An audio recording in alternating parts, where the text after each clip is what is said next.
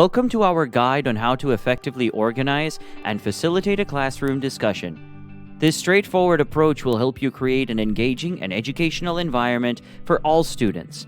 Let's get started. Step 1. Choose the right topic. Pick a topic that's relevant and intriguing to your students. It should be broad enough to spark diverse opinions, yet focused enough to guide meaningful discussion. Step 2. Set clear guidelines.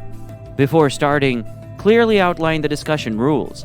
Emphasize respectful listening, taking turns, and how to disagree constructively. This sets the tone for a productive discussion. Step 3. Prepare your space. Arrange the classroom to facilitate interactions.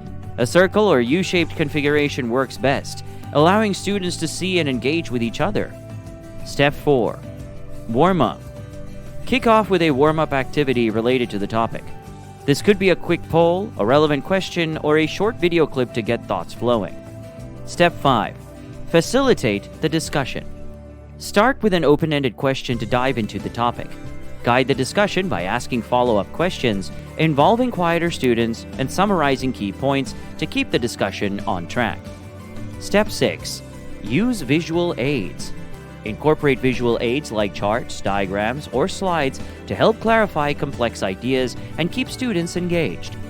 Step 7. Conclude with reflection. Wrap up by asking students to share their thoughts on the discussion. What did they learn? How have their views changed? This reflection solidifies the learning experience. There you have it, a simple and effective way to organize a classroom discussion. By following these steps, you'll create a dynamic learning environment that encourages critical thinking and active participation. Thank you for watching. For more practical teaching tips, don't forget to like, subscribe, and click the notification bell.